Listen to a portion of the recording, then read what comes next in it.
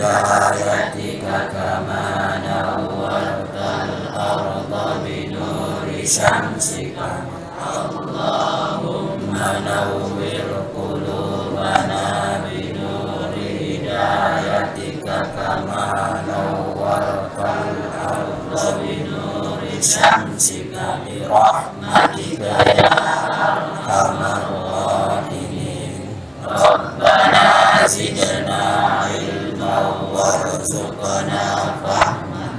Allahumma inna nas'aluka rizqan thayyiban wa ilman nafi'an wa amalan maqbulan.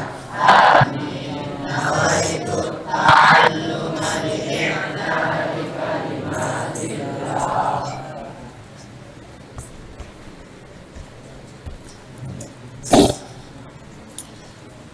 Bismillahirrahmanirrahim. Alhamdulillah wassalatu wassalamu ala Rasulillah wa ala alihi wa sahbihi wa mawala wa ba'du. Inna asdaqal hadits kitabullah wa khairal hadi hadi Muhammadin sallallahu alaihi wasallam wa syarral umuri muhdatsatuha wa kullu muhdatsatin yani laisa fi dinillahi bid'ah wa kullu bid'atin dalalah. Rabbi yassir wa la tu'assir, rabbi tammim bi khair. Subhanaka la ilma lana illa ma 'allamtana innaka antal alimul hakim wa tub 'alaina innaka antat tawwabur rahim. Qala al-musannif rahimahullahu ta'ala wa nafa'ana bi ulumihi wa barakatihi fid dharain amin. Islamu Hamzah radhiyallahu ta'ala anhu, ya.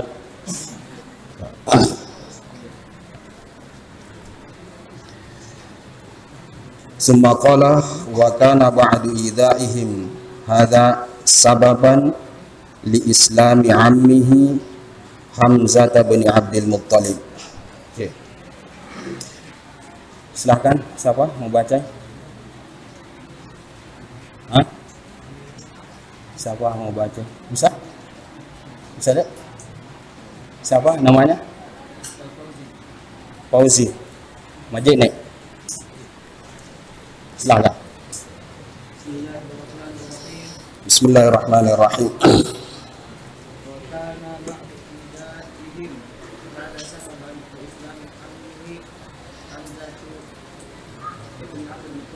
Ya.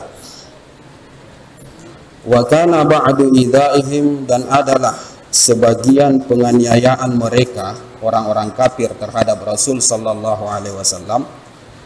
Hada ini maksudnya yang sudah kita bahas kemarin, mulai daripada Abu Lahab, Abu Jahal diantaranya, Uqbah bin Mu'aid, As bin Wa'il, Nadhr bin Haris, dan masih banyak lagi ya. Nah, cuma ini kan kitab ya, ringkasan, jadi tidak dipaparkan secara gamblang, secara panjang lebar orang-orang secara satu persatu yang menganiaya Rasul sallallahu alaihi wasallam.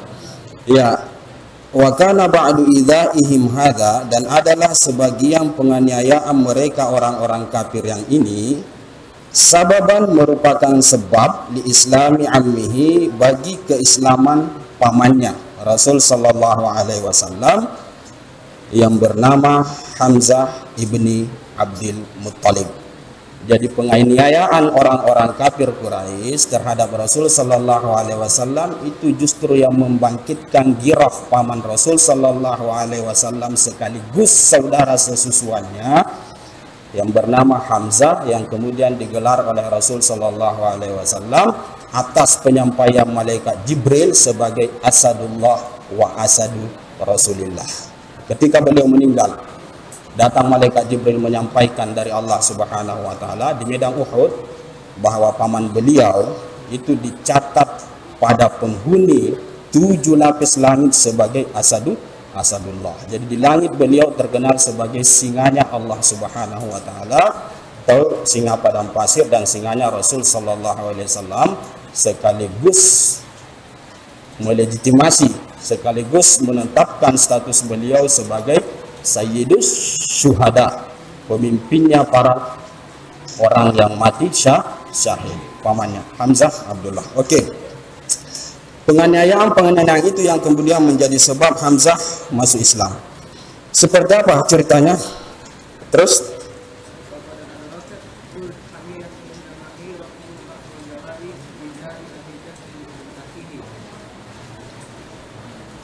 faqad adrakathul hamiyatu, sesungguhnya beliau Hamzah itu didatangi oleh keberanian, oleh kenekatan, kurang lebih seperti itu. Inda ayyarathu ba'dul jiwari, ketika menganiaya beliau sebagian daripada tetangga-tetangganya Rasul sallallahu alaihi wasallam. Orang-orang yang menganiaya itu adalah orang-orang dekatnya Rasul sallallahu alaihi wasallam. Bahkan bukan cuma orang tetangga saja, keluarga, omnya Abu Lahab, omnya Rasul sallallahu alaihi wasallam. Jadi banyak-banyak yang menindas, yang mengintimidasi, yang mengancam Rasul sallallahu alaihi wasallam, itu justru orang-orang dekat, orang-orang rumah justru yang sebenarnya menganiaya beliau. Nah, itu yang kemudian membangkitkan keberanian daripada Sayyidina Hamzah untuk memberikan pembelaan kepada keponakannya. Oke, terus biidai Abi Jahal li ibni akhihi. Puncaknya di sini biidai Abi Jahal, dan akan penganiayaan Abu Jahal diantaranya li ibni akhihi, kepada anak saudara laki-lakinya. Maksudnya keponakannya. Abu Jahal menganiaya anak saudara laki-lakinya. Maksudnya keponakannya. Jadi Hamzah, oke, tes dulu ya, boleh? Bisa ya? Yang paling terkecil dulu, paling terkecil. Sama namanya deh. Siapa namanya? Muhammad Amir, Ahmad Irfan Amir. Asal mana? Cendana, Mamuju ya. Murid baru lah, Amir, murid baru lah. Oh, baru masuk. Baru masuk. Siapa yang kecil di sini, yang bukan murid baru, yang paling kecil, yang paling muda?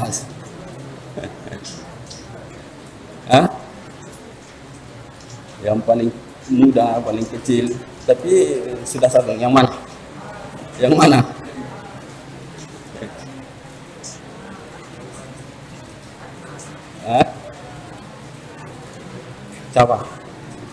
Siapa namanya? Oke, siapa? Dulu. Siapa?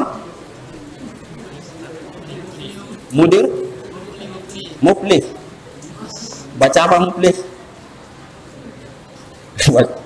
Safina. Fathul Qarib? Terlalu tinggi, yang di bawahnya lagi. Fathul Qarib nih. Oke, tidak masalah yang baca Fathul Qarib. Tobaqah Fathul Qarib.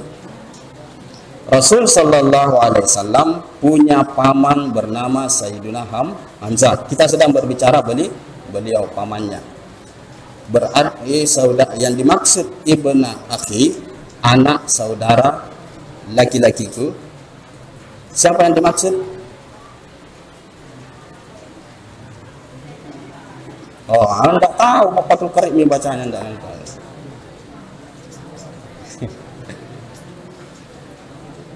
Ya.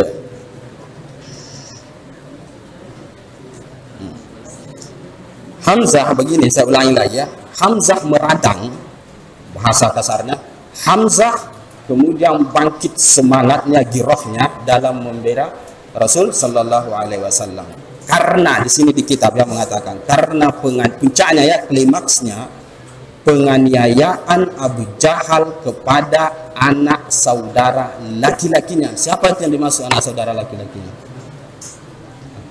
Enggak tahu ini, coba yang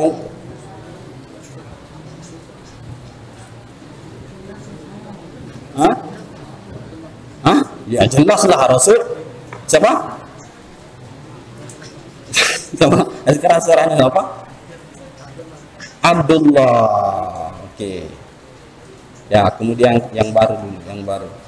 Siapa bapaknya Rasulullah? Namanya, jangan lain, jangan bersuara yang lain. Bapaknya Rasulullah siapa?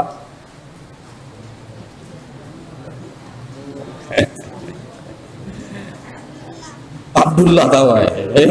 Abdullah ya. Abdullah. Siapa kakeknya? Gampang dinyanyi-nyanyikan gitu anak-anak SD, anak-anak TK nyanyi-nyanyikan. Siapa kakeknya? Oh, enggak tahu. Abdullah nama bapaknya, ibundanya Abdul Muttalib. Itu dia Abdul Muttalib, kakeknya Abdul Muttalib, kakeknya Abdul Muttalib punya 10 anak. Atas perbedaan pendapat ya, dia mempunyai anak laki-laki sebanyak 10 orang, satu riwayat. Ada yang mengatakan 11, ada yang mengatakan 13, ikhtilafir riwayat. Perempuan sekitar 6 anaknya. Jadi yang paling kakak itu Haris, kemudian yang laki-laki paling kakak, kemudian Zubair, kemudian setelah Zubair baru bapaknya Ali, Abu Thalib yang ketiga. Setelah Abu Thalib barulah Abdullah bapaknya Rasulullah. Setelah Abdullah barulah Sayyidina Hamzah anak keempat. Kita sedang berbicara tentang beliau. Nah, Abu Lahab itu anak. Nah, setelah Hamzah barulah Abu Lahab. Setelah Abu Lahab Ghaidah, kemudian Muqawwim, kemudian Saghar. Yang paling bungsu adalah Abbas, bapaknya Abdullah bin Abbas, itu paling bungsu laki-laki. Kemudian perempuan ada 6, saya lupa yang jelas yang saya ingat itu Arwah, Sofia, Umaymah, itu diantara anaknya perempuan. Jadi ini adalah paman Rasul Sallallahu Alaihi Wasallam sekaligus saudara sesusuannya. Dari mana nisbat saudara sesusuannya? Karena Hamzah pernah disusukan oleh budaknya Abu Lahab. Nah, ini untuk yang besar-besar ini. Hamzah pernah disusukan oleh budaknya Abu Lahab, dan Rasul Shallallahu Alaihi Wasallam juga disusukan oleh budaknya Abu Lahab. Mamanya sama, mama susuannya ya, jadi saudara susuan dia. Nah, siapa budaknya itu? Nah, yang besar-besar ini, yang begini jangan jawab, ini yang besar-besar. Siapa nama budaknya itu?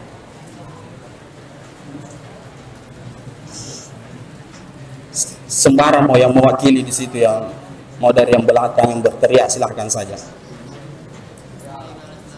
Suwaibah Aslamnya bagus ya, begitu berani saja, kasih keluar saja, tak perlu malu-malu menjawab. Suwaibah Aslamnya yang budaknya Abu Lahab itu yang mensusukan Rasulullah Sallallahu Alaihi Wasallam dan Sayyidina Hamzah. Tuh, jadi saudara sesusuan. Dia saudara sesusuan dari dua jalan. 2 kali.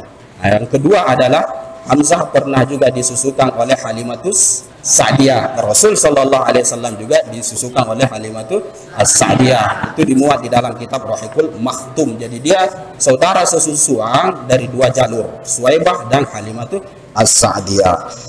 Oke, jadi puncaknya ketika Abu Jahal menganiaya Rasul Sallallahu Alaihi Wasallam. Ringkas saja, jelasnya panjang kisahnya. Sebenarnya Sayyidina Hamzah ini sudah terpatri, sudah ada simpati di dalam hatinya terhadap ajaran Rasul Sallallahu Alaihi Wasallam, namun dia tidak tampakkan. Hingga suatu ketika terjadilah peristiwa pemukulan. Abu Jahal ini dia pukul kepala Rasul Sallallahu Alaihi Wasallam di sofa. Tahu sofa ya?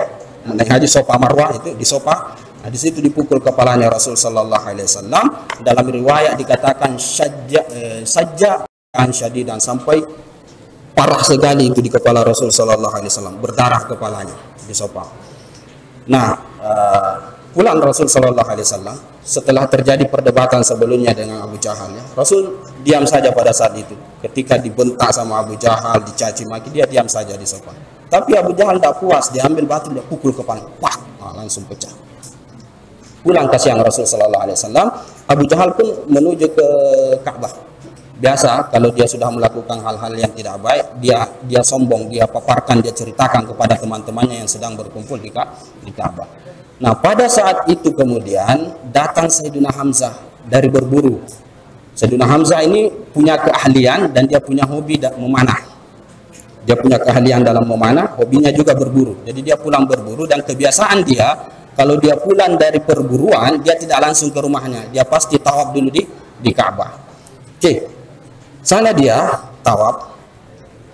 Kemudian tiba-tiba ada seorang budak perempuan, budaknya Abdullah bin Jud'an, kalau saya tidak salah dalam riwayat itu Abdullah bin Jud'an punya budak perempuan. Budak perempuan itu menyaksikan peristiwa pemukulan Abu Jahal kepada Rasul Sallallahu Alaihi Wasallam. Wah, kata budak ini, wah, datang Hamzah ini. Langsung ke situ dia melapor. Dia berkata, seandainya kamu lihat tadi Abu Jahal itu nak pukul keponakanmu, wah itu mengerikan sekali. Oh, pada saat itu langsung naik darahnya. Enggak pulang dia langsung cari Abu Jahal. Kebetulan dia sedang kumpul dengan teman-temannya di situ. Tanpa basa-basi, dia bawa apa namanya itu busur, apa namanya itu kaus, busur panah itu. Nah, kan busur anaknya tuh busur itu kaus namanya itu, busur panah lah kurang lebih sebut. Tanpa basa-basi dia langsung datangi Abu Jahal, langsung dia pukul kepalanya. Nah, langsung dipukul berdarah. Asyatamta ibna akhi wa ana ala dinihi, aku lumayakun, kata Sayyidina Hamzah saking jengkelnya. Kamu caci maki keponakan saya padahal saya ini Islam, maka mau apa? Wah, berdarah di sini. Teman-temannya bangkit pada saat itu ingin membela Abu Jahal, tapi kata Abu Jahal, da'u Aba Amarah. Abu Umarah nama lainnya Hamzah. Biarkan saja Abu Umarah karena sesungguhnya aku betul-betul menghina keponakannya dengan penghinaan yang sangat sadis. Tidak mau nasrang Hamzah oleh temannya, tapi Abu Jahal melarang pada saat itu. Sayyidina Hamzah sudah siap pada saat itu mau melawan.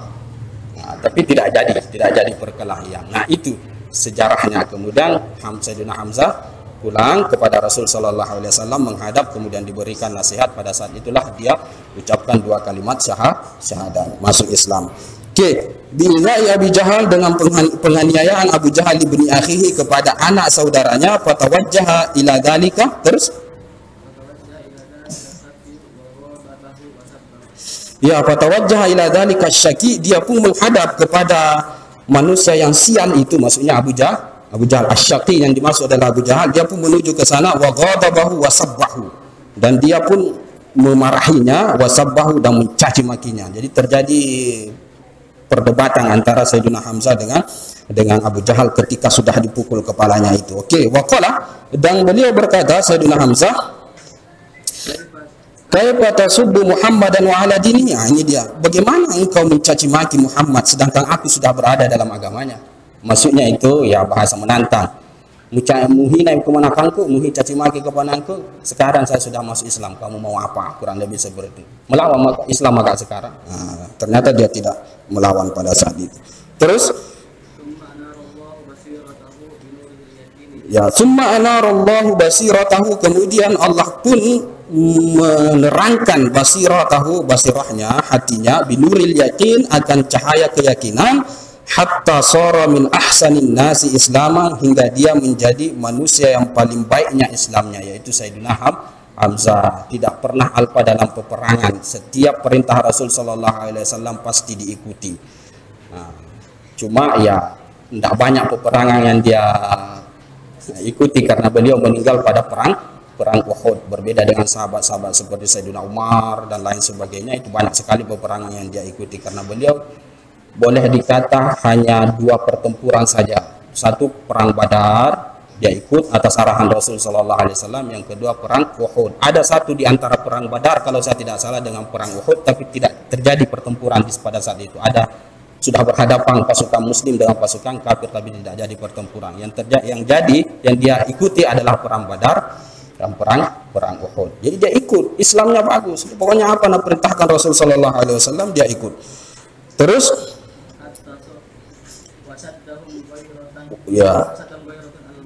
ya wa asyadduhum ghiratan, dan paling kerasnya mereka girahnya, semangatnya alal muslimina, ke atas orang-orang Islam.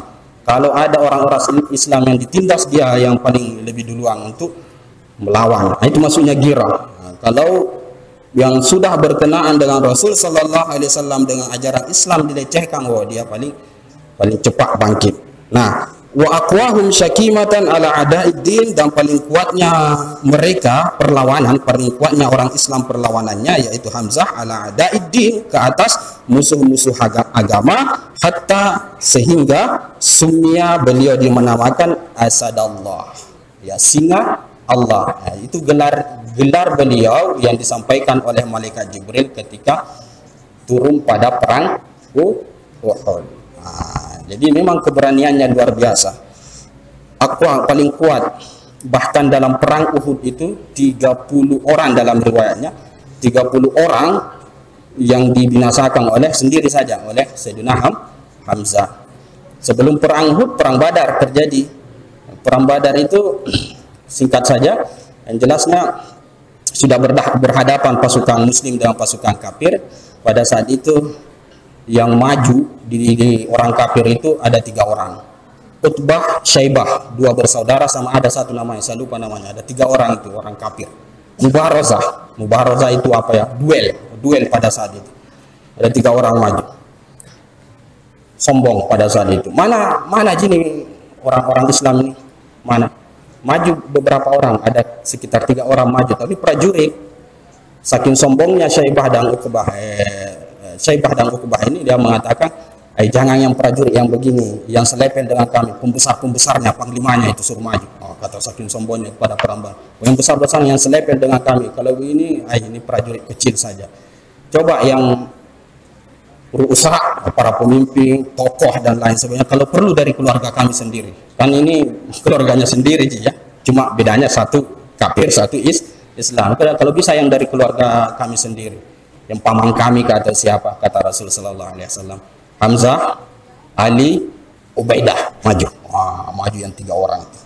Baginda Ali, Sayyidina Hamzah, dan Ubaidah Amir ibnul Jarrah, salah satu yang janjikan masuk surga oleh Allah Subhanahu wa taala. Duel 3 orang melawan 3 orang, tidak cukup lama, habis Sayyidina Hamzah.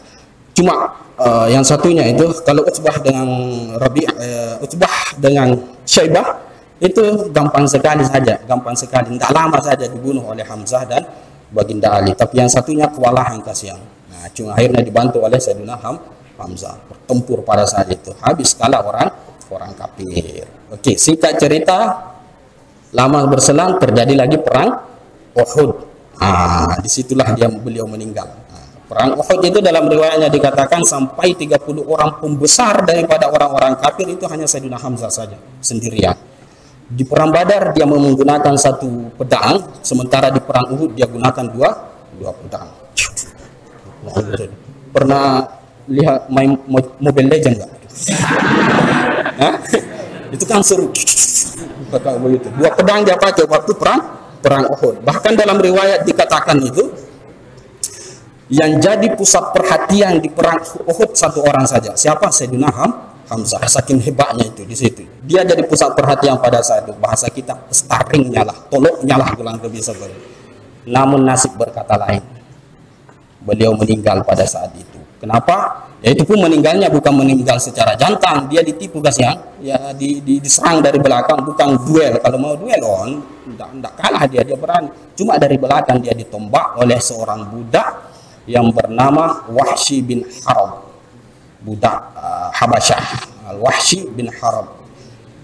Wahsy bin Harb ini, ini panjang ceritanya. Wahsy bin Harb ini budaknya Abdullah bin Jud'an. Dia Abdullah bin Jud'an, kalau saya tidak salah, dia punya keluarga yang meninggal di perang Badar. Siapa yang bunuh? Hamzah. Jadi dia dendam. Akhirnya budaknya dia cari, dia seleksi dari sekian banyak budaknya, dia diantara penduduk Makkah yang paling banyak budaknya. Tadi juga itu yang perempuan yang saya cerita tadi, yang perempuan yang melapor itu budaknya juga, itu budaknya Abdullah bin Jud'an. Dia seleksi dari sekian banyak budaknya siapa yang hebat dalam hal berperang. Cuma tidak ada yang hebat, tapi ada 1 orang yang punya kemahiran dalam hal melempar lembing. Dia punya keahlian dalam melempar lembing, itu tidak pernah salah kalau dia melempar. Dan itulah dia Al-Wahsy itu. Akhirnya dia, oke, kamu saya merdekakan dengan catatan mau nggak bunuh Hamzah itu. Wah, Bukan cuma sekedar dimerdekakan, diberikan harta dan diberikan juga perempuan. Itu Al-Wahsy. Tidak sampai di situ, Hindun datang lagi. Hindun ini bapaknya, saudaranya mati juga di perang Badar. Nah, dia tambah-tambah ini ya, tambah ini harta perempuan dikasih. Akhirnya tertarik dia Wahsy ini. Jadi di perang Uhud itu dia tidak berperang. Wahsy ini dia cuma mengendap-endap, dia cari mana Hamzah ini, dia cari sembunyi-sembunyi di balik bebatuan. Muncul di mana? Pas momen yang menurut dia tepat, persis agak di bawahnya, di balik batu, kemudian ditombak. Setelah ditombak, tembus perutnya. Satu riwayat ada yang mengatakan di belakang, tumbuk dan keluar baina rijlaihi, keluar itu ujung tombak di antara dua kakinya. Saking kuatnya itu tusukannya ditembus ke sana. Dia sempat berdiri mau mengejar, tapi sudah tidak bisa. Akhirnya dia terjatuh. Nah, kan dalam sejarah perang kekalahan orang Islam adalah perang Uhud. Di situ dikalah orang Islam. Panjang ceritanya kalau saya menceritakan tentang kenapa dia kalah ya. Yang jelasnya tidak taat kepada perintah Rasul Sallallahu Alaihi Wasallam. Ketika Rasul Sallallahu Alaihi Wasallam mengatakan para penembak jitu atau para sniper tidak boleh turun dari bukit Uhud. Kalau turun bahaya. Nah, tapi masalahnya karena mereka menganggap bahwa perang sudah usai, orang kafir sudah kalah, jadi dianggapnya sudah kalah. Akhirnya mereka turun semua. Tujuan mereka apa? Untuk merebut harta rampasan. Jadi bukan lagi tulus lillahi ta'ala. Kurang lebihlah seperti itu. Jadi niatnya untuk mengambil harta rampasan. Dikira kalah oleh orang kafir. Ternyata setelah dia turun, datang dari belakang kelompoknya Khalid bin Walid yang kita cerita bapaknya kemarin ya, pada pertemuan yang kemarin. Ya, itu nyerang. Sudah kalah. Terdesak sampai Rasul Sallallahu Alaihi Wasallam itu berdarah-darah juga pada saat itu kekalahan orang Islam. Oke, beliau terbunuh pada saat itu. Datang si Hindun ini. Ini Hindun ini, tapi beliau masuk Islam ya. Hindun setelahnya masuk Islam ya. Nanti kita cerita tentang itu. Yang jelasnya Hindun setelah Hamzah meninggal, datang dia pada saat itu pada Hamzah. Tidak puas dia. Apa yang dia lakukan? Dia robek perutnya, dikasih keluar isi perutnya, jantungnya dikasih keluar. Bahkan dalam riwayat itu sampai dimakan jantungnya. Hidungnya dipotong, telinganya dipotong, dimutilasi lah bahasa kita, oleh seorang yang bernama Hindun. Saking jengkelnya, saking dendamnya dia pada saat itu. Usai perang Uhud, Rasul Sallallahu Alaihi Wasallam kemudian mencari-cari siapa yang teman-temannya yang terbunuh. Di antara yang dia cari adalah paman beliau sendiri. Dia cari, dan dia lihat, wah, tergeletak dalam keadaan sangat menggenaskan, termutilasi kurang lebih seperti itu. Dia tertunduk lesu pada saat itu, melihat keadaan pamannya diperlakukan seperti itu. Akhirnya dia dongakkan mukanya ke langit. Pada saat itulah kemudian dia bermunajat kepada Allah Subhanahu wa Ta'ala. Apa kata dia? Demi Allah, kata Rasul, saking jengkelnya itu. Demi Allah, andai suatu saat kemenangan berada di pihak kami, kata Rasulullah, maka aku akan melakukan tindak pembalasan yang belum pernah dilihat oleh orang Arab. Mungkin lebih sadis lagi akan Rasul Sallallahu Alaihi Wasallam akan membalas melebihi daripada pembunuhan pamannya, saking jengkelnya. Tapi pada saat itu kemudian turun malaikat Jibril membawa wahyu. Apa bunyi ayatnya? Fa in aqabtum fa'aqibu bimisli ma uqibtum bih wa la in sabartum lahu khairul lis-sabirin. Apabila kalian mau membalas, balaslah sebagaimana kalian diperlakukan. Tetapi kalau kalian mau bersabar, maka itulah yang terbaik bagi orang yang bersabar. Kata Rasul Sallallahu Alaihi Wasallam, aku lebih memilih bersabar. Nah, bukan main. Kalau keluarga kalian diperlakukan begitu, bagaimana kira-kira? Sudah. Orang ini kalau saya temukan orang ini merasa. Mungkin kita ya, tapi Rasul Sallallahu Alaihi Wasallam lebih memilih bersabar. Makanya ketika Al-Wahsy mau masuk Islam, itu diterima oleh Rasul Sallallahu Alaihi Wasallam. Walaupun dalam beberapa riwayat dia sempat ditolak ya. Dalam beberapa riwayat masuk Islamnya itu agak panjang lebar dibahas di dalam kitab Tanbihul Ghafilin, Al-Wahsy itu. Panjang itu, yang jelasnya ada berapa ayat itu yang turun berkenaan dengan tobaknya ini yang membunuh Hamzah ini. Yang paling terakhir ayatnya, innallaha yaghfiru dzunuba jami'a. Apa itu ayatnya? La taqnatu mir rahmatillah innallaha yaghfiru dzunuba jami'a. Itu yang paling terakhir, akhirnya dia masuk Islam. Al-Wahsy itu. Oke, itu ringkas cerita daripada paman beliau. Hatta sumya asadallah, sehingga dia dinamakan asadullah atau singa Allah Subhanahu wa taala. Oke, terus wa kama udhiya Rasul sallallahu alaihi wasallam, dan sebagaimana dianiaya Rasul sallallahu alaihi wasallam, udhiya ashabuhu, dianiaya juga sahabatnya banyak sekali. Bilal, Ammar bin Yasir, itu semua dianiaya oleh orang-orang kafir. Terus liittiba'ihim lahu, karena mereka mengikut kepada Rasul sallallahu alaihi wasallam. Khususan, wabil khusus, secara khusus, man laisa lahu ashirah, orang yang tidak mempunyai keluarga. Siapa lagi kalau bukan para budak, atau yang disebut di dalam ayat al-mustad'afina minal mu'minin, orang-orang yang lemah daripada orang yang beriman. Tidak ada keluarganya masuk Islam. Ya, seperti Bilal bin Abi Rabah, Ammar bin Yasir juga seperti itu, budak semua. Itu tidak ada kasihan orang anunya, tidak ada pembelanya itu. Jadi itu paling dianiaya, paling disiksa itu orang-orang yang seperti itu. Terus khususnya orang yang tidak mempunyai keluarga, tahmihi, yang melindunginya, wa taruddu kaida aduwihi anhu, dan menolak kaidah tipu daya aduwihi, musuhnya, anhu, darinya. Bilal bin Abi Rabah diantaranya. Oke. Terus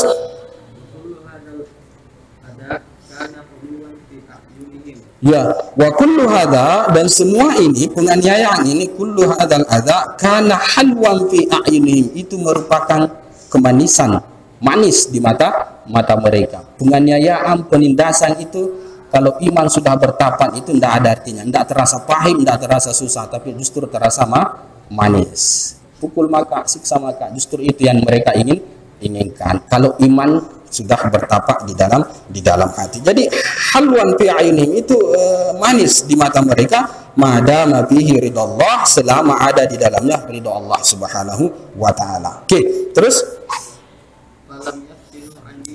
ya, falam yuftanu an dinihim, mereka tidak terfitnah, mereka tidak tergoda an dinihim, dari agama mereka, oleh penganiayaan itu. Oh, kalau kita mungkin berubah, mungkin ya, tapi waliyadzubillah. Tapi mereka enggak. Bayangkan Bilal bin Abi Rabah saja itu ditindis pakai batu, dibiarkan di situ berhari-hari, diterik matahari yang sangat panas sekali. Bahkan dalam riwayatnya itu matahari itu pada saat itu kalau diletakkan sepotong daging masak di tengahnya, di padang pasir. Di situ dia diletakkan, kemudian ditindis batu oleh Umayyah bin Khalaf, tuannya. Tapi apa yang dia katakan? Ahadun ahad. Tetap dia mengatakan Allah itu Esa. Disuruh kafir kok, murtad kok, tinggalkan Muhammad. Kalau tidak begini terus kok, tidak mau dia. Nah, itu manis mina rasa itu maksudnya. Kalau iman sudah kuat itu terasa manis, itu cobaan dan musibah dan lain sebagainya. Tapi jangan diminta ya. Ya, minta cobaan atau ujian.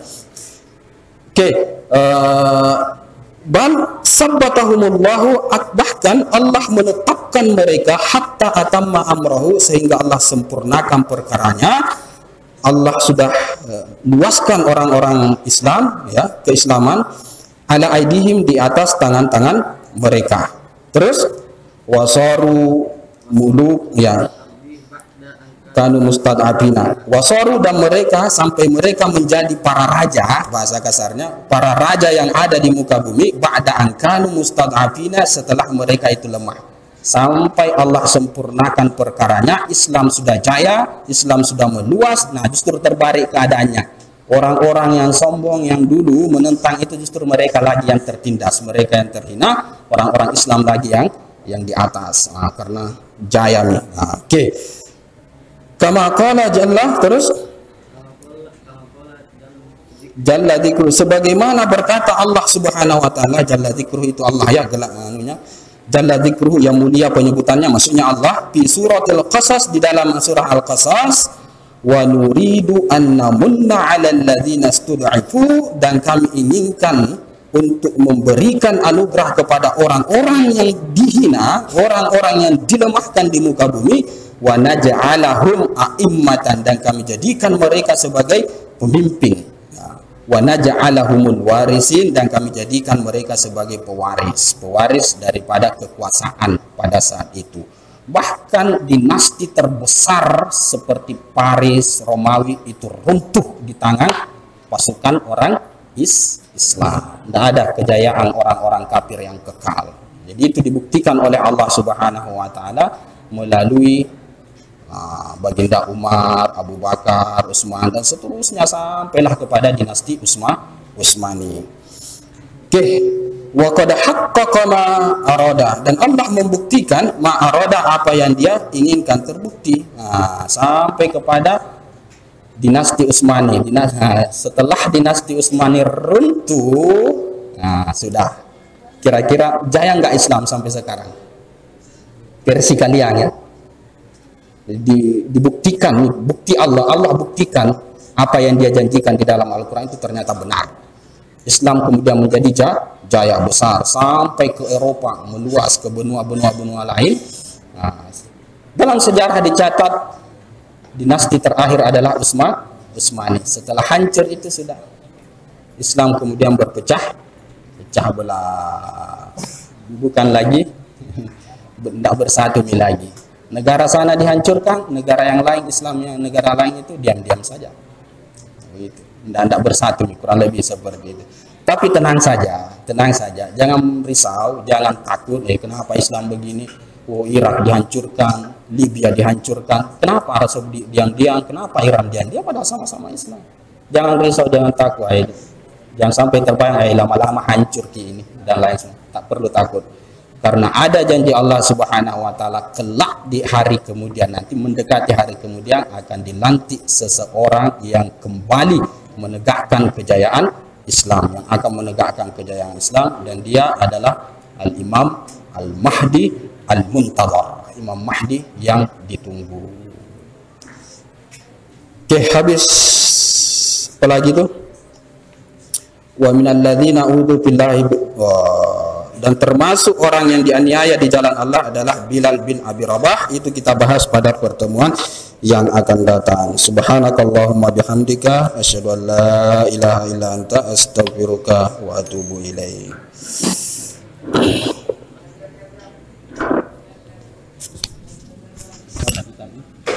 Kitab